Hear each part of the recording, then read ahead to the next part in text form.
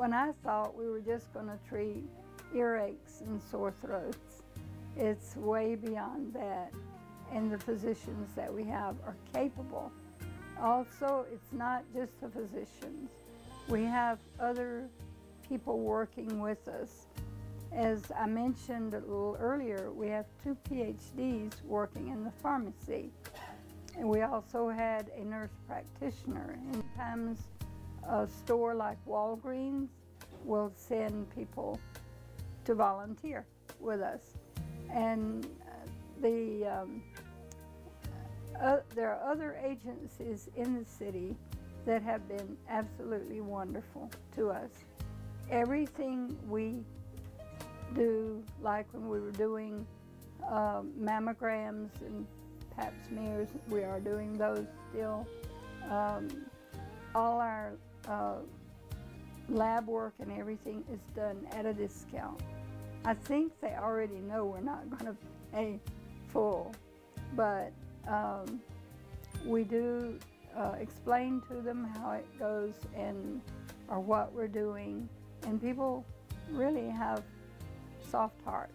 They do help, but it's not enough to fix that old building, which you have seen or will see on this DVD. It's in terrible condition, and we're going to need help repairing it, getting it ready. I hope someday that I can, a doctor just called me this morning about 7 o'clock, and he called about 6 times because I don't answer the phone on Saturday morning. Finally, I had my husband answer it. Somebody is persistent.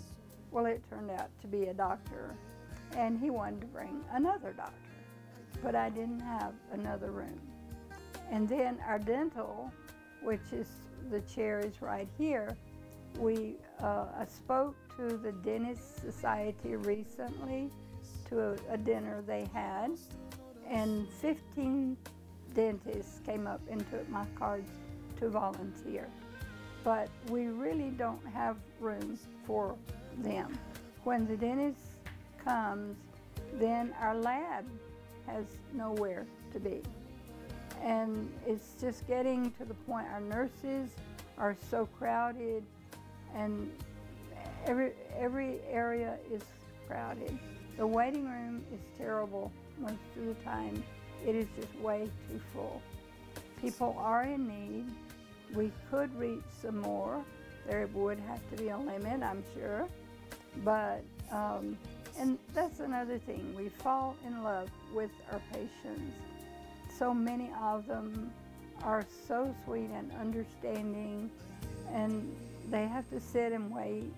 Names are called for several hours, and then I call them up and do the triage to see what their main need is. And they get, I'm sure, very tired of waiting. I appreciate so much the fact that our churches, our local Baptist churches, are providing a lunch for the patients each week. And I think you may have seen a little bit of that, but there's so many wonderful things about it. Started so small, just the little baby that was fussing, and I asked the mother why, and find out the baby has an ear infection, and that she has had a prescription for 3 weeks for that earache, but she did not have the money to fill it. And the people look for ways. One lady is always going to garage sales to look for earrings for me. She likes to give me, they like to give, and one lady came up today and said, is it still all right to give $5 toward a brick for the other building?